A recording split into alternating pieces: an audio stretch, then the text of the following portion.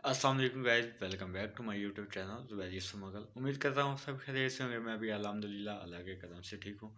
आज मैं जिस वीडियो पे रिएक्ट करने वाला हूँ उसका टाइटल है made in flight of Turkey's fifth generation fighter big step towards. ये जो आई थिंक तुर्की ने कान जो जहाज़ तैयार किया है जिसका नाम इन्होंने कान रखा है, उसके रिलेटेड वीडियो है। और इस वीडियो का लिंक और इनके जो चैनल का लिंक है वो मेरे डिस्क्रिप्शन में मिल जाएगा, तो आप जाके ज़रूर विज़िट कर सकते हैं। तो मैं भी आपके साथ तकरीबन ये वीडियो जो है ये फर्स्ट टाइम ही देख रहा हूँ, तो चलें वीडियो को स्टार्ट करते हैं बगैर किसी टाइम वेस्ट किए और इसके बारे में ज़रा नॉलेज हासिल करते हैं।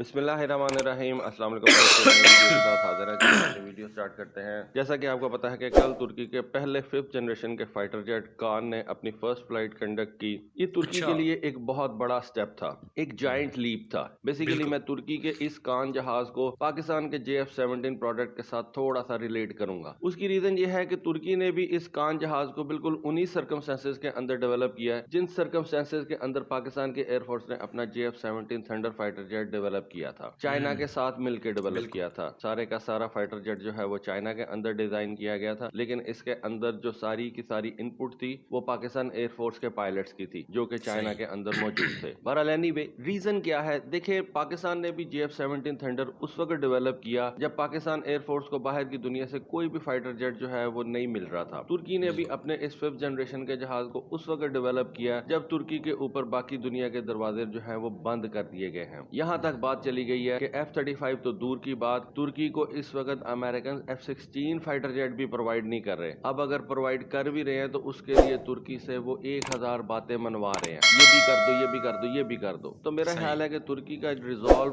उस वक्त मजबूत हुआ जब अमेरिका ने तुर्की को अपने F-35 प्रोग्राम से बाहर कर दिया, और इस वजह से कि जी आपने S-400 मिसाइल सिस्टम क्यों परचेज किया। अब सारी दुनिया अच्छा। को पता है कि तुर्की ने S-400 मिसाइल सिस्टम इस वजह से परचेज किया था क्योंकि तुर्की को अमेरिकन पैट्रियट मिसाइल सिस्टम नहीं सेल कर रहे थे। बहरहाल एनीवे, ये एक लंबी कहानी है, लेकिन जो पीछे थॉट प्रोसेस है वो इन दोनों जहाजों का सेम है कि आप अपने ऊपर रिलाई करें, अपनी इंडस्ट्री को डेवलप करें, अपना ह्यूमन रिसोर्स डेवलप करें और बिल्कुल। दूसरों के तरले करने के बजाय वो चीज अपने मुल्क के अंदर ही तैयार कर लें। और आज खुद ही तुर्की के तैयार इस कर 5th लें। जनरेशन के फाइटर जेट ने अपनी फर्स्ट फ्लाइट कंडक्ट की है। इस फर्स्ट फ्लाइट के बारे में टर्किश एरोस्पेस के जो CEO हैं उन्होंने एक ट्वीट की और उन्होंने बताया कि ये फर्स्ट फ्लाइट जो थी ये 13 मिनट तक जारी रही। जहाज ने तकरीबन 230 नॉट की स्पीड जो है उसको अचीव किया और ये जहाज बहुत 8000 ज़बरदस्त। फुट की बुलंदी तक गया। तुर्की ने इस जहाज के प्रोग्राम को दिसंबर 2010 के अंदर स्टार्ट किया था। एक कॉन्सेप्चुअल डिजाइन कॉन्ट्रैक्ट जो है वो गवर्नमेंट और कंपनी के दरमियान अगस्त 2011 में साइन किया गया और प्रॉपर डेवलपमेंट कॉन्ट्रैक्ट इस जहाज का अगस्त 2016 के अंदर गवर्नमेंट और TAI के दरमियान में साइन हुआ था। जैसा कि ओके। आप जानते हैं कि तुर्की F-16 जहाजों का एक बहुत बड़ा ऑपरेटर है, तो इसका ये मतलब भी है कि तुर्की अपनी एयरफोर्स के हवाले से अमेरिका के ऊपर भी उतना ही ज्यादा डिपेंडेंट है। देखिए, जितना ज्यादा तुर्की F-16 जहाज को इस्तेमाल करेगा उतना ही ज्यादा तुर्की अमेरिका के ऊपर भी डिपेंडेंट होगा। हर चीज के हवाले से अमेरिका के ऊपर डिपेंडेंट है। अभी रिसेंटली तुर्की ने अपने ये F-16 जहाज अपग्रेड करने का फैसला किया, लेकिन तुर्की के पास बहुत थोड़े F-16 जहाजों के सोर्स कोड मौजूद हैं और सिर्फ उन F-16 जहाजों को तुर्की अपग्रेड कर सकता है। बाकी F-16 जहाजों को अपग्रेड करने के लिए तुर्की को अमेरिका की इजाजत भी चाहिए और मदद भी चाहिए। तो ये सारी चीजें कान जहाज के आ जाने के बाद काफी हद तक कम हो कम जाएंगी। हो और जाएगी। उसके साथ साथ बेसिकली तुर्की का जो मेन एम था इस जहाज को तैयार करने का वो ये था कि तुर्की दुनिया के उन चंद ममालिक में शामिल हो जाए। बाय द वे, तुर्की दुनिया का 5वां मुल्क आई बिलीव बन गया है after America, Russia, China, south Korea, जिसका कोई 5th जनरेशन वाला जहाज जो है वो तैयार हो चुका हुआ है। तो एनीवे, तुर्की का जो ज़बरदस्त। मेन एम था जो मैं समझता हूँ वो ये था कि तुर्की अपने मुल्क के अंदर एक एडवांस कॉम्बैट एयरक्राफ्ट तैयार करना चाहता था जिसके अंदर जितनी भी टेक्नोलॉजीज इस्तेमाल होती हैं वो सारी की सारी तुर्की अपने मुल्क के अंदर तैयार करे। खैर, ये एक बड़ा मुश्किल काम है, लेकिन फिर भी तुर्की ने एक स्टेप तो लिया जिसका सारे का सारा इंफ्रास्ट्रक्चर जो है वो तुर्की के अंदर हो, उसका ह्यूमन रिसोर्स तुर्की खुद से डेवलप करे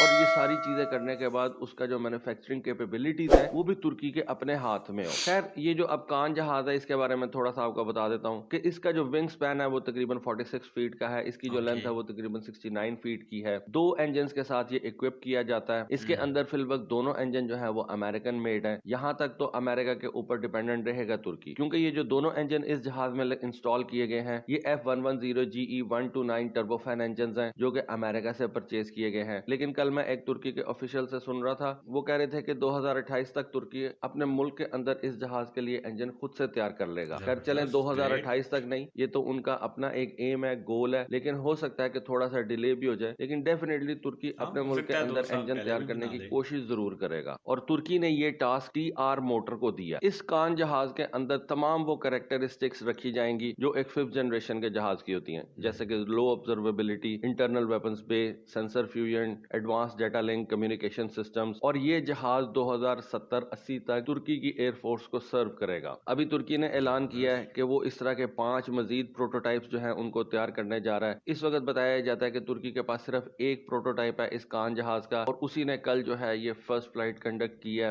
वैसे इसकी ये तस्वीर देख के पता चलता है कि एक अच्छा खासा बड़ा जहाज है। तो तुर्की ने ये ऐलान किया है कि वो इस जहाज के 5 मजीद प्रोटोटाइप्स तैयार करेगा। कुछ के ऊपर एयर टेस्टिंग होगी, कुछ के ऊपर ग्राउंड टेस्टिंग होगी, कुछ के ऊपर सेंसर्स की जो है वो इंस्टॉलेशन वगैरह करके उनकी टेस्टिंग की जाएंगी। और तुर्की का अपना इरादा यह है कि 2029 तक इस जहाज की प्रोडक्शन स्टार्ट कर दी जाए, और टारगेट उन्होंने ये रखा है कि इनिशियली 1 साल के अंदर 24 फाइटर जेट्स जो है वो प्रोडक्शन लाइन से उन्होंने निकालने हैं, यानी कि हर महीने कम से कम 2 कान जहाज जो है वो तैयार किए जाएंगे। और जिस तरह के मैंने आपको बताया कि 5 नए प्रोटोटाइप्स जो हैं वो तैयार कर रहे हैं, उन 5 प्रोटोटाइप्स के लिए तुर्की ने अमेरिकन गवर्नमेंट से ये 10 F110 इंजन जो है वो परचेज कर लिए हैं। तो ये ओके। एक अच्छा एडिशन है तुर्की की तरफ से। देखिए, जितने ज्यादा फाइटर जेट्स इस दुनिया में कंट्रीज तैयार करेंगी, उतना ज्यादा इन बड़े ममालिक की हेजमनी जो है वो कम होती जाएगी। आज तुर्की ने तैयार किया है, कल को तुर्की अपना इंजन भी तैयार कर लेगा, और फिर जो बिल्कुल छोटे करेगा। ममालिक हैं वो तुर्की या साउथ कोरिया जैसे कंट्रीज से ये फाइटर जेट्स परचेज करके बड़े बड़े ममालिक की जो ब्लैकमेलिंग है उससे बच सकेंगे, जो कि एक बहुत अच्छी बात है। तो दोस्तों, ये था मेरा एनालिसिस तुर्की के 5th जनरेशन जहाज के फर्स्ट फ्लाइट के। गाइज, मेरे ख्याल में तो बहुत ज़बरदस्त काम किया है तुर्की ने, जो कि अपना खुद साख्ता है कि उन्होंने फ़ाइटर जेट तैयार किया है। ज़ाहिर बात है, हर मुल्क को अपने एक फ़ाइटर जेट चाहिए होता है अपनी डिफेंस के लिए, हिफाजत के लिए, या किसी भी कोई कार्रवाई को रोकने के लिए। तो ये अच्छी बात है, बजाय कि आप अमेरिका पे डिपेंड करें, किसी और मुल्क पे डिपेंड करें। तो बेहतर है खुद अपनी चीज़ हो तो उसका एक अलग ही मज़ा आता है। जैसे कि पाकिस्तान के पास एक JF-17 है। हालांकि ये पाकिस्तान और चाइना ने मिल के बनाया है। तो इंडिया के पास जो है वो राफेल है, लेकिन वो इंडियन मेड इंडियन नहीं है। आई थिंक इंडियन जो मेड इंडियन है वो MiG-20 है। तो गाइज, वीडियो अगर अच्छी लगी हो तो वीडियो को लाइक एंड शेयर जरूर कीजिएगा, चैनल को सब्सक्राइब कीजिएगा। तो इंशाल्लाह मिलते हैं नेक्स्ट वीडियो में, तब तक अपना और अपनी फैमिली का ख्याल रखिएगा। अल्लाह।